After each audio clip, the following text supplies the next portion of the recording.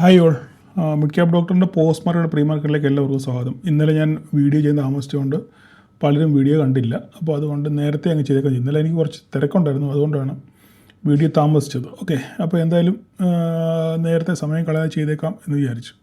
അപ്പോൾ വീഡിയോ തുടങ്ങുന്നതിന് മുന്നേ ഒന്ന് രണ്ട് കാര്യങ്ങൾ എനിക്ക് നിങ്ങളോട് പറയാനുണ്ട്. പറയാനുള്ളതെന്ന് പറഞ്ഞു കഴിഞ്ഞാൽ, ഒന്നാമത്തെ കാര്യം, ഇന്ന് മാർക്കറ്റിൽ ധാരാളം കറങ്ങി നടന്നൊരു ന്യൂസാണ്. ബംഗ്ലാദേശിന് സീറോ താരിഫ്, പിന്നെ ടെക്സ്റ്റൈൽസ് ആൻഡ് അപ്പാരലിന് സീറോ താരിഫ് മാത്രമേ ഉള്ളൂ ബംഗ്ലാദേശിൽ എന്ന് പറഞ്ഞൊരു ന്യൂസ്. പ്രത്യേകിച്ച് നമ്മുടെ മലയാളം മാമാപത്രങ്ങൾ എന്ന് പറഞ്ഞാൽ എടുത്തു പറഞ്ഞതാണ്. ഭയങ്കര ഫ്ലാഷ് ന്യൂസായിട്ട് എല്ലായിടും കാണിച്ച് അത് കേട്ട് ആൾക്കാർ പാനിക്കായിട്ട് ധാരാളം ന്യൂസിൽ ഇങ്ങനെ കറങ്ങി നടക്കുന്നുണ്ട്. ധാരാളം ഗ്രൂപ്പുകൾ ഇങ്ങനെ കറങ്ങി നടക്കുന്നതായിട്ട് ഇങ്ങനെ അറിഞ്ഞു. ഒരു കാര്യം നിങ്ങളോട് പറയാം, നിങ്ങളുടെ കയ്യിൽ ആദ്യം ഒരു ന്യൂസ് കിട്ടുമ്പം നിങ്ങൾ ആദ്യം അതിൻ്റെ സത്യാവസ്ഥ അന്വേഷിക്കണം. എന്താണ് ഈ ന്യൂസുമായിട്ട് ബന്ധപ്പെട്ട് റിയാലിറ്റി എന്താണ്? കാരണം നമ്മുടെ മാമാപത്രങ്ങൾ ഇന്നലെ കിട്ടുന്ന സാധനമായിരിക്കും ഇന്ന് അവർ പബ്ലിഷ് ചെയ്യുന്നത്. അപ്പോഴത്തേക്കും കാര്യങ്ങൾ സിനാരിയോ മാറിക്കാണും. മനസ്സിലായി? ഇത് ഇന്നല്ല, ഈ ന്യൂസ് ഇന്ന് രാവിലെ നിങ്ങളുടെ ഈ മലയാളം പത്രത്തിൽ, ഈ മലയാളം ന്യൂസ് ചാനലിലൊക്കെ കാണിക്കുന്ന വാർത്ത ആക്ച്വലി ഇത് ഇന്നലെ വന്ന വാർത്തയാണ്. ഇതെന്താ സംഭവം എന്ന് നിങ്ങൾക്ക് ആർക്കെങ്കിലും അറിയാമോ? നമ്മുടെ ഗ്രൂപ്പിൽ ഇത് വന്നുകൊണ്ടാണ് ഞാനിപ്പോൾ പറയാൻ കാര്യം. ഇതിൻ്റെ സത്യാവസ്ഥ എന്ന് പറഞ്ഞു കഴിഞ്ഞാൽ, സത്യം ശരിയാണ്. ടെക്സ്റ്റൈൽസ് ആൻഡ് അപ്പാരലിന് ബംഗ്ലാദേശിന് സീറോ താരിഫ് മാത്രമേ ഉള്ളൂ. പക്ഷേ അതിൻ്റെ പിന്നിലെ കാരണം കൂടെ നിങ്ങൾ മനസ്സിലാക്കണം. എന്താണെന്ന് പറഞ്ഞു കഴിഞ്ഞാൽ, ആ വസ്ത്രങ്ങൾ ഉണ്ടാക്കാൻ വേണ്ട ഒരു റോ മെറ്റീരിയൽ വേണമല്ലോ. അതായത് റോ മെറ്റീരിയൽ ചെയ്ത ഏതാണ്? കോട്ടനും ഫൈബറുമാണ് വേണ്ടത്. അപ്പം ഈ സാധനം ഇവർ അമേരിക്കയിൽ നിന്ന് പർച്ചേസ് ചെയ്യണം. അതാണ് കണ്ടീഷൻ.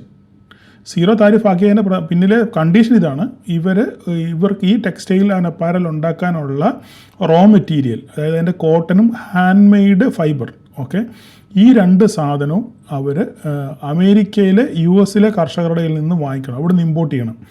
അങ്ങനെ ഇമ്പോർട്ട് ചെയ്ത് ഉണ്ടാക്കുന്ന സാധനത്തിനാണ് ഇവർ സീറോ താരിഫ് പ്രഖ്യാപിച്ചിരിക്കുന്നത്. കാര്യം മനസ്സിലായല്ലോ? ഇനി അടുത്ത ചോദ്യം. നിലവിൽ ബംഗ്ലാദേശ് കോട്ടനും ഈ പറയുന്ന ഫൈബറും ഒക്കെ വാങ്ങിക്കുന്നത് ഇന്ത്യയിൽ നിന്നാണ്. ഇനി US നിന്ന് വാങ്ങിക്കുകയാണെന്നുണ്ടെങ്കിൽ അവർക്കൊരു സ്റ്റാൻഡേർഡ് പ്രൈസ് കാണുമല്ലോ. ഇപ്പോൾ ഇന്ത്യയിൽ കിട്ടുന്നതിനേക്കാളും എന്തായാലും കുറച്ച് കൊടുക്കുമെന്ന് എനിക്ക് തോന്നുന്നില്ല. ഓക്കെ, അപ്പോൾ എന്തായാലും അമേരിക്കൻ ഉൽപ്പന്നങ്ങൾക്ക് വില കൂടുതലാണെന്നുള്ളത് നിങ്ങൾക്കറിയാം. അപ്പോൾ ഈ വലിയ വില കൊടുത്ത് ഈ സാധനം വാങ്ങിച്ച് സാധനം ഉണ്ടാക്കി തിരിച്ച് സീറോ താരിഫിൽ കയറ്റി അയക്കുമ്പോഴും എന്തുമാത്രം കമ്പനികൾക്ക് ലാഭം ഉണ്ടാകുമെന്നുള്ളത് രണ്ടാമത്തെ ചോദ്യമാണ്.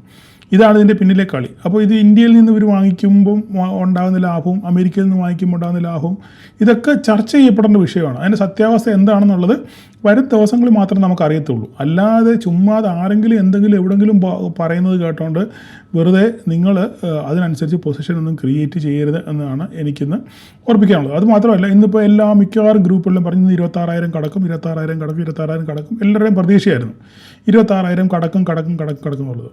എന്നിട്ട് എന്തേ മാർക്കറ്റ് 26,000 കടന്നില്ല? ഇന്ന് രാവിലെ നമ്മുടെ ഗ്രൂപ്പിൽ ഞാൻ പറഞ്ഞിരുന്നു, മാർക്കറ്റിന് മുകളിലോട്ട് പോകാൻ പ്രത്യേകിച്ച് ഒരു ഊർജ്ജവും ഇല്ല. മാർക്കറ്റ് എന്തിനെയോ ഭയക്കുന്നു. ഇല്ല, ഞാൻ ക്ലിയർ ആയിട്ട് പറഞ്ഞു. രാവിലെ ഞാൻ വോയിസിൽ പറഞ്ഞു, മാർക്കറ്റ് എന്തിനെയോ ഭയക്കുന്നുണ്ട്. ആ ഭയം ഒരിക്കലും മാർക്കറ്റിന് ഇഷ്ടമല്ല. ഇല്ലേ? മാർക്കറ്റിന് എന്തൊരു ക്ലിയർ ആയിട്ടൊരു ന്യൂസ് വേണം, അല്ലെങ്കിൽ എന്തെങ്കിലും ഒരു അടിസ്ഥാനപരമായ ഒരു സംഭവം വേണം മാർക്കറ്റ് മുന്നോട്ട് നീങ്ങണമെന്നുണ്ടെങ്കിൽ. ഇല്ലെങ്കിൽ മാർക്കറ്റ് അവിടെ കിടന്ന് കറങ്ങി കളിക്കുകയോ അല്ലെങ്കിൽ പ്രോഫിറ്റ് ബുക്കിംഗ് ഉണ്ടാകുകയോ സെല്ലിംഗ് പ്രഷർ ഉണ്ടാകാനുള്ള സാധ്യത വളരെ കൂടുതലാണ്. ഇന്നും മാർക്കറ്റിൽ അതാണ് സംഭവിച്ചത്. മാർക്കറ്റ് രാവിലെ ഗ്യാപ്പ് അപ്പിൽ ഓപ്പൺ ചെയ്തു, 80, 60, 80, 70 പോയിന്റ് ഗ്യാപ്പ് അപ്പിൽ ഓപ്പൺ ചെയ്തതിന് ശേഷം മാർക്കറ്റ് മുകളിലോട്ടൊന്ന് പോകാൻ ശ്രമിച്ചു. പക്ഷേങ്കിൽ ഓരോ പ്രാവശ്യം മുകളിലോട്ട് പോകും, നിങ്ങൾക്ക് കണ്ടാൽ മനസ്സിലാവും ഇല്ലേ? ഓരോ പ്രാവശ്യം മാർക്കറ്റ് മുകളിലോട്ട് പോകും തോറും പിന്നെ ഒന്ന് നടക്കും, പിന്നെ വീഴും, ഒന്ന് നടക്കും, ഒന്ന് വീഴും എന്ന രീതിയിലാണ് മാർക്കറ്റ് മുന്നോട്ട് പോയത്. ശരിയല്ലേ പറഞ്ഞത്? അപ്പോൾ നമുക്കിവിടെ മനസ്സിലാക്കി, ഞാൻ ഓൾറെഡി പറഞ്ഞു കഴിഞ്ഞാൽ അതിനുശേഷം മാർക്കറ്റ് അവിടുന്ന് പിന്നെ ഒരു 10-50 പോയിൻറ്റോടെ മുകളിലോട്ട് പോയതിന് ശേഷം ഒരു കൺസോൾട്ടേഷൻ മോഡിലിട്ടാണ് മാർക്കറ്റ് പോയത്. അപ്പോൾ ഇതിന് മുന്നേ പിന്നെ പ്രധാനപ്പെട്ട കാരണം എന്ന് വെച്ചാൽ നമ്മുടെ ഈ മാർക്കറ്റിൽ കറങ്ങി നടക്കുന്ന ന്യൂസുകൾ തന്നെയാണ് പ്രധാനപ്പെട്ട. പ്രത്യേകിച്ച് നമ്മുടെ ഈ US ഡീലുമായിട്ട് ബന്ധപ്പെട്ട കുറേ ന്യൂസുകൾ, കർഷകർക്കെതിരാണ് ഈ ന്യൂസ്, കർഷകരെ പിന്നെ അങ്ങനെയൊക്കെ പറഞ്ഞ് ഭയങ്കര ന്യൂസുകൾ ഇറങ്ങുന്നുണ്ട്. അപ്പം ഇതിൻ്റെ സത്യാവസ്ഥ നമ്മൾ എന്താണെന്ന് മനസ്സിലാക്കണം. ഞാൻ ചോദിക്കട്ടെ, നമ്മുടെ ഈ തലപ്പത്തിരിക്കുന്നവർ അത്ര മണ്ടന്മാരാണ്? കർഷകരെ കൈവിട്ടിട്ട് ഒരു കളിക്ക് സർക്കാർ മുതിരുമെന്ന് നിങ്ങൾ വിചാരിക്കുന്നുണ്ടോ? സർക്കാർ എന്തിനാണ് അനുവാദം കൊടുത്തത്? നമ്മൾ ആദ്യം അത് ചിന്തിക്കണം. ഇപ്പോൾ കുറേ പേര് പറഞ്ഞു ആപ്പിളിനെ ഇറക്കുമതി ചെയ്യാൻ വേണ്ടി അനുവാദം കൊടുത്തെന്ന് ചോദിച്ചു. പക്ഷേ അതിൻ്റെ സത്യാവസ്ഥ നമ്മൾ മനസ്സിലാക്കണം. ആപ്പിൾ ഇറക്കുമതി ചെയ്യാൻ അനുവാദം കൊടുത്തു, ശരിയാണ്.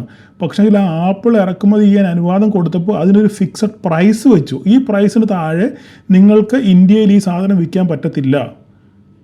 മനസ്സിലായി? അങ്ങോട്ട് 80, എൻ്റെ ഓർമ്മ ശരിയാണെങ്കിൽ 80 രൂപ എങ്ങനെയാണ് ഒരു കിലോ ആപ്പിളിന് 80 രൂപ. ഈ 80 രൂപ കുറഞ്ഞുള്ള, ഇത് കറക്റ്റാണെന്ന് എനിക്കറിയത്തില്ല, ഞാൻ എൻ്റെ ഓർമ്മ ശരിയാണ്, ഇവിടുത്തെ ഞാൻ വായിച്ചതാണിത്.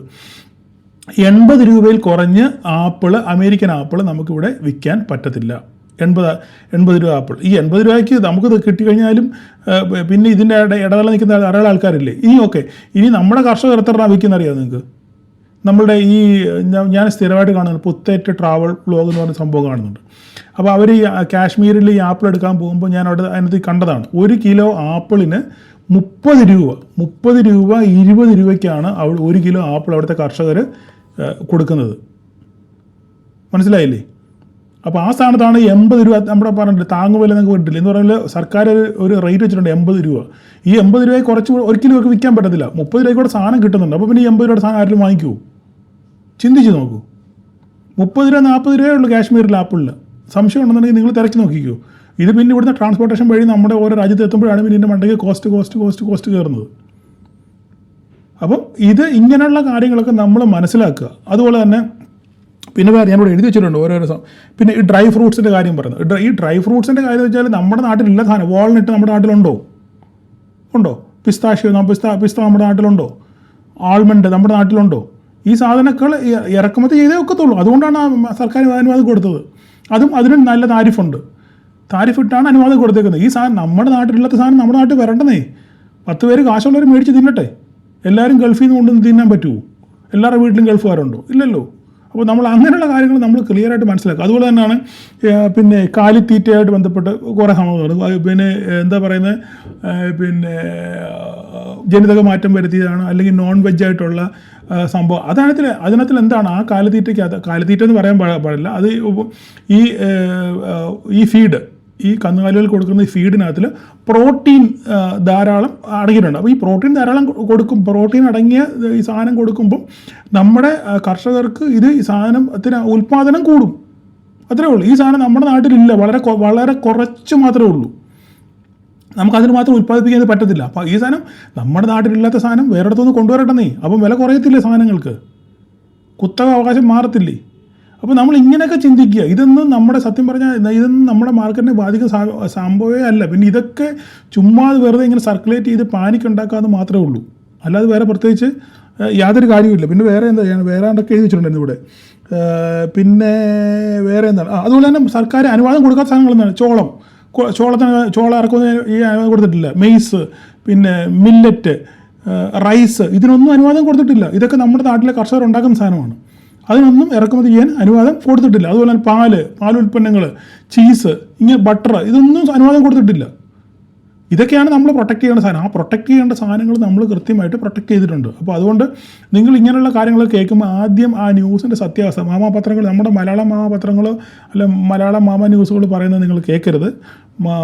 അല്ലാതെ അതുകൊണ്ടാണ് ഞാൻ എൻ്റെ ക്ലാസ്സിൽ പറയുന്നത്, നിങ്ങൾ കഴിവതും ഇംഗ്ലീഷ് പ്രീ മാർക്കറ്റുകളൊക്കെ കേൾക്കാൻ ശ്രമിക്കണം, ഇംഗ്ലീഷ് ന്യൂസുകൾ കാണാൻ ശ്രമിക്കണം എന്ന് പ്രധാനപ്പെട്ട കാര്യം ഇതാണ്. ഇങ്ങനെയുള്ള കാര്യങ്ങൾ മലയാളത്തിൽ കേട്ട് കഴിഞ്ഞാൽ നിങ്ങൾക്ക് പിന്നെ അതിനനുസരിച്ച് നിങ്ങൾ പാനിക്കായി പൊസിഷൻ ക്രിയേറ്റ് ചെയ്യുകയോ വിറ്റ് തൊളിക്കുകയോ ഒക്കെ ചെയ്യും. ഓക്കെ, അതാണ് ഞാൻ ജസ്റ്റ് പറഞ്ഞത് മാത്രമേ ഉള്ളൂ. നിങ്ങളുടെ ഒരു അവയർനെസ്സിന് വേണ്ടി ഞാൻ പറഞ്ഞത് മാത്രമേ ഉള്ളൂ. ഓക്കെ, നമുക്കിനി മാർക്കറ്റിലോട്ട് വരാം. ഓക്കെ, ഞാൻ ഈ പറഞ്ഞ് നിങ്ങൾ വേറെ ഒന്നും വിചാരിക്കണ്ട, ഞാൻ നിങ്ങളുടെ ഒരു അവയർനെസ്സിന് വേണ്ടി പറഞ്ഞത് മാത്രമേ ഉള്ളൂ. ഇനിയിപ്പോൾ ഇതിന് എതിരഭിപ്രായങ്ങൾ വരാൻ കാരണം ഞാൻ പിന്നെ ഒരു രാഷ്ട്രീയ പാർട്ടിയുടെയും ആളല്ല. ഈ രാഷ്ട്രീയ പാർട്ടിയുടെ എനിക്ക് ചായവില്ല. എനിക്ക് എൻ്റെ രാഷ്ട്രീയം എൻ്റെ മാർക്കറ്റാണ്. ഓക്കെ, എൻ്റെ ചാർട്ടുകളാണ് എൻ്റെ മാർക്കറ്റ്. ഓക്കെ, എൻ്റെ രാഷ്ട്രീയം. ഓക്കെ, അപ്പോൾ നമുക്കിനി മാർക്കറ്റിലോട്ട് വരാം. മാർക്കറ്റിലോട്ട് വരാൻ ഞാൻ പറഞ്ഞല്ലോ, മാർക്കറ്റിലൊരു നിലവിലൊരു അൺസർട്ടനിറ്റി ഉണ്ട് ഇല്ലേ. മാർക്കറ്റിന് മുകളിലോട്ട് പോകാൻ വേണ്ടി കുറച്ച് പ്രശ്നങ്ങളുണ്ട്. അപ്പം ഈ മാർക്കറ്റ് നോക്കി ഇത് കണ്ടാൽ അറിയാം. മാർക്കറ്റ് ഞാൻ രാവിലെ മാർക്കറ്റ് വോയിസ് ഇട്ടപ്പോൾ ഞാൻ പറഞ്ഞു മാർക്കറ്റ് ഈ ഓപ്പണിങ്ങിന് താഴോട്ട് ഇറങ്ങാൻ സാധ്യതയുണ്ട്. അപ്പോൾ നമ്മൾ നോക്കുക ഇത് സസ്റ്റെയിൻ ചെയ്യുന്നുണ്ടോ, ഇല്ലെങ്കിൽ ഈ ലോ തട്ടി തിരിച്ചു പോകാനാണ് സാധ്യതയാണ് ഞാൻ രാവിലെ വോയിസ് ഇട്ടപ്പോൾ പറയായിരുന്നു. ക്ലിയർ ആണല്ലോ. അതിനുശേഷം മാർക്കറ്റ് ഇവിടെ വന്നു, നേരെ താഴെ വന്നു, സപ്പോർട്ട് എടുത്ത് നേരെ തിരിച്ച് കയറി, പ്രൊജക്ഷനോട് കയറി തിരിച്ചു പോയി. അതിനുശേഷം മാർക്കറ്റ് ഇവിടുന്ന് പതുക്കെ നടന്ന് കയറി, എഴുന്നേറ്റ് മാർക്കറ്റ് നടന്ന് ഒരു ഹൈ ക്രിയേറ്റ് ചെയ്തു. പിന്നെ തിരിച്ച് വീണ്ടും മാർക്കറ്റ് ഇത് നോക്കി വാലുകളുടെ പ്രളയമായിരുന്നു അല്ലേ. വാലുകളുടെ പ്രളയത്തോടുകൂടെ ഉരുക്കി വീണ്ടും ഈ ഹൈ കട്ട് ചെയ്യാതെ ഇവിടുന്ന് ഒരു ബ്രേക്ക് ഔട്ടൊക്കെ തരുമെന്നൊക്കെ തോന്നിച്ചതിന് ശേഷം എന്ത് ചെയ്തു, അവിടുന്ന് മാർക്കറ്റ് നല്ലൊരു ഫോൾ കിട്ടി. ഈ ഫോൾ കിട്ടിയപ്പോൾ ഞാൻ പറഞ്ഞു 25,903 നമുക്ക് നിർണായകമായിരിക്കും എന്ന് ഞാൻ പറഞ്ഞിരുന്നു ഇല്ലേ.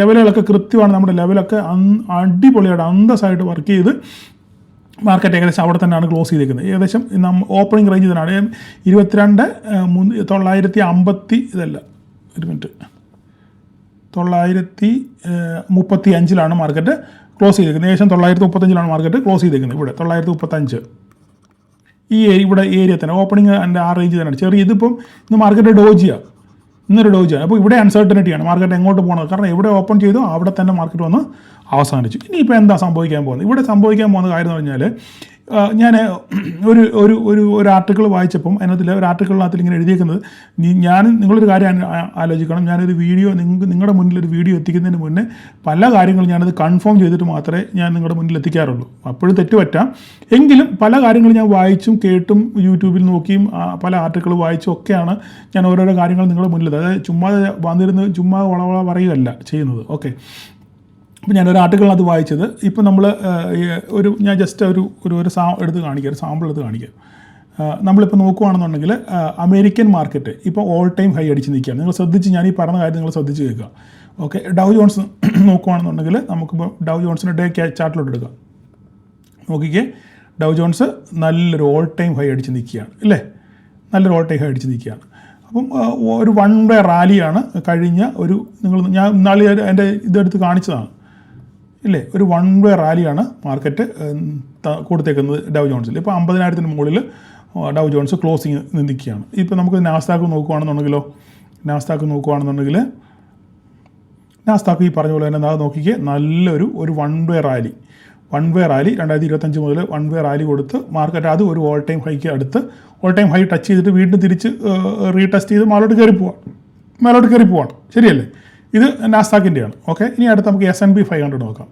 S&P 500 ആണ് അമേരിക്കൻ മാർക്കറ്റിലെ ഏറ്റവും വലിയ മാർക്കറ്റാണ് S&P 500. ഓക്കെ, അപ്പോൾ അത് നോക്കുകയാണെന്നുണ്ടെങ്കിൽ നോക്കിക്കേ, ഒരു വൺ വേ റാലി അടിച്ച് ഓൾ ടൈം ഹൈ അടിച്ച് നിൽക്കുകയാണ്. ഇപ്പം S&P 500 ഓൾ ടൈം ഹൈ ആണ്. ഓക്കെ, അപ്പം അവിടുത്തെ അനലിസ്റ്റുകൾ പറയുന്നത് S&P 500 കാര്യമാണ് പറയുന്നത്. S&P 500-നകത്തിലെ almost സ്റ്റോക്കുകളൊക്കെ high വാല്യുവേഷനാണ്. അതായത് അത് ഈ റാലി ചെയ്യാൻ മാക്സിമം റാലി ചെയ്തു പല സ്റ്റോക്കുകളും. അപ്പോൾ അങ്ങനെയാണെന്നുണ്ടെങ്കിൽ ആ സ്റ്റോക്കുകളിലൊക്കെ ഒരു പ്രോഫിറ്റ് ബുക്കിംഗ് ഉണ്ടാകാനുള്ള സാധ്യത വളരെ കൂടുതലാണ്. ഞാനിത് എൻ്റെ കൈ നിട്ട് പറയുന്നതല്ല, ഞാനൊരു ആർട്ടിക്കിൾ വായിച്ചതിനകത്ത് നിന്ന് മനസ്സിലാക്കിയ കാര്യമാണ്. ഓക്കെ, ഇത് 2 ദിവസം മുന്നേ ഞാൻ വായിച്ചത്, ഞാൻ ഇന്നലെ വീക്കിലി അനലിസിൽ പറയാൻ മറന്നുപോയി. അപ്പം S&P 500-ലുള്ള പല വാല്യുവേഷൻ നല്ല സ്റ്റോക്കുകളിലൊക്കെ നല്ല രീതിയിൽ റാലി ചെയ്തു. ആ റാലി ചെയ്തതിന് ശേഷം ഒരു പ്രോഫിറ്റ് ബുക്കിംഗ് ഉണ്ടാകാനുള്ള സാധ്യതയുണ്ട്. കാരണം എന്താണ്, ഈ മാർക്കറ്റ് ഓൾ ടൈം ഹൈ അടിച്ച് നിൽക്കുകയാണ്. അപ്പോൾ നല്ല രീതിയിൽ ഓൾ ടൈം ഹൈ അടിച്ച് നിൽക്കുന്നത് കൊണ്ട് ഒരു പക്ഷെങ്കിൽ ഇവിടെ ഒരു പ്രോഫിറ്റ് ബുക്കിംഗ് ഉണ്ടാകാനുള്ള സാധ്യതയുണ്ട്. അങ്ങനെയാകുമ്പോൾ ഈ നല്ല സ്റ്റോക്കുകളിലൊക്കെ പ്രോഫിറ്റ് ബുക്കിംഗ് ഉണ്ടാകാനുള്ള സാധ്യതയുണ്ട്, വാല്യുവേഷൻ കൂടുതലായുണ്ട്. അങ്ങനെയാണെന്നുണ്ടെങ്കിൽ അങ്ങനെ പ്രോഫിറ്റ് ബുക്കിംഗ് നടക്കുമ്പോൾ അവിടെ ഒരു ഫണ്ട് വരുമല്ലോ ഇല്ലേ, ഒരു ബുക്ക് ചെയ്യുമ്പോൾ നമുക്ക് പൈസ കിട്ടുമല്ലോ ഇല്ലേ. ഈ ഫണ്ട് ഏത് മാർക്കറ്റിലോട്ട് പോകും എന്നുള്ളതാണ് അടുത്ത ചോദ്യം. അപ്പോൾ ഇന്ത്യൻ മാർക്കറ്റിലോട്ട് വരണമെന്നല്ല ഈ പറയുന്നത്, പക്ഷേങ്കിൽ ഇവിടെ ഒരു പ്രോഫിറ്റ് ബുക്കിംഗ് ഉണ്ടാവും. ഇവിടെ ഒരു പ്രോഫിറ്റ് ബുക്കിംഗ് ഉണ്ടായിക്കഴിഞ്ഞാൽ ഈ ഫണ്ട് എങ്ങോട്ട് പോകും എന്നുള്ളൊരു ചോദ്യമുണ്ട്. മനസ്സിലായോ? ഇത് കുറച്ച് പേര് പറയുന്നു ഇന്ത്യൻ മാർക്കറ്റിലോട്ട് വരാനുള്ള സാധ്യതയുണ്ട്. ഇതിൻ്റെ അനുബന്ധമായിട്ടാണ് കഴിഞ്ഞ ദിവസങ്ങളിലൊക്കെ FIIs ബൈ മോഡിലോട്ട് വരാനുള്ള കാരണം ഇതാണ് എന്ന് സൂചിപ്പിക്കുന്നു. അപ്പോൾ അങ്ങനെ FIIs ഇന്നത്തെ വരുമ്പോൾ ഞാൻ അറിയാം എന്തോ സംഭവം എന്നുള്ള കാര്യം. അപ്പം കുറേശ്ശെ ബൈ മോഡിലോട്ട് FIIs വരുന്നു. കാരണം എന്താണ്? Fear of missing. കാരണം നമ്മളുടെ ഇന്ത്യൻ സ്റ്റോക്ക് മാർക്കറ്റിൽ നല്ല വാല്യുവേഷനിൽ ഇപ്പം സ്റ്റോക്കുകളൊക്കെ അതിൻ്റെ PE ഒക്കെ കുറഞ്ഞ് നല്ല രീതിയിൽ നല്ല ലാർജ് ക്യാപ്പ് സ്റ്റോക്കുകളിലൊക്കെ നല്ല രീതിയിൽ നല്ല പ്രൈസിൽ ഇപ്പോൾ ലഭിക്കുന്ന ഒരു അവസരമാണ്. അപ്പോൾ ആ അവസരം FIIs മുതലാക്കുമോ ഇല്ലെന്നുള്ളത് നമുക്ക് വരും ദിവസങ്ങളിൽ കണ്ടറിയാം. അവരുടെ ബൈയുടെ വോളിയം നോക്കിക്കഴിഞ്ഞാൽ അല്ലെ ആ ഒരു എത്രത്തോളം വാങ്ങിക്കുന്നു നോക്കിക്കഴിഞ്ഞാൽ നമുക്ക് അടുത്ത ദിവസങ്ങൾ അറിയാം. അങ്ങനെയാണെന്നുണ്ടെങ്കിൽ നമുക്ക് കൺഫേം ചെയ്യാം FIIs മാർക്കറ്റിലേക്ക് തിരിച്ചു വരുന്നു. ഞാൻ കഴിഞ്ഞ ദിവസം പറഞ്ഞിരുന്നു സാധാരണ ഇതിൽ FIIsനാണ് ആധിപത്യം കൂടുതൽ നമ്മുടെ മാർക്കറ്റിൽ. പക്ഷേങ്കിൽ കഴിഞ്ഞ ക്വാർട്ടറുകളായിട്ട് FIIsനേക്കാളും 80 ബേസിസ് പോയിൻറ്റ് ആധിപത്യം DIIsനാണ് കൂടുതൽ. അതായത് വാങ്ങലിൽ ഏറ്റവും കൂടുതൽ സ്റ്റോക്കുകൾ അല്ലെങ്കിൽ സ്റ്റോക്ക് മാർക്കറ്റിൽ സാന്നിധ്യമുള്ളത് ആധിപത്യമുള്ളത് ഇപ്പം നിലവിൽ DISനാണ്, FISനല്ല. സാധാരണ ഇതിൽ FISനാണ് വരേണ്ടത്. അപ്പോൾ ഈ ആധിപത്യം തിരിച്ചു പിടിക്കണം എന്നുണ്ടെന്നുണ്ടെങ്കിൽ FIS തിരിച്ച് വന്നുകൂടായികയില്ല. ഈ പറയുന്ന പോലെ S&P 500 അല്ലെങ്കിൽ അവിടുത്തെ സ്റ്റോക്ക് മാർക്കറ്റുകളിൽ ഒരു ഓൾ ടൈം ഹൈ അടിച്ച് നിൽക്കുന്നത് കൊണ്ട് അവിടെ നിന്നൊരു പ്രോഫിറ്റ് ബുക്കിംഗ് ഉണ്ടായി കഴിഞ്ഞാൽ ആ ഫണ്ട് നേരെ ഇന്ത്യയിലേക്ക് തിരിച്ചു വരും എന്ന് ഇങ്ങനെ പറഞ്ഞു കേൾക്കുന്നു. സത്യമാണോ കള്ളമാണോ എന്ന് എനിക്കറിയത്തില്ല. ഞാൻ അറിഞ്ഞ കാര്യം നിങ്ങളോട് പങ്കുവെക്കുന്നത് മാത്രമേ ഉള്ളൂ. ഓക്കെ, അപ്പോൾ ഇതാണ് ഞാൻ ഇന്ന് കേട്ട ന്യൂസ്. ഇനിയിപ്പോൾ നമുക്ക് നമ്മുടെ മാർക്കറ്റിലോട്ട് തിരിച്ചു വരാം. നമ്മുടെ മാർക്കറ്റിലോട്ട് വന്നു കഴിഞ്ഞാൽ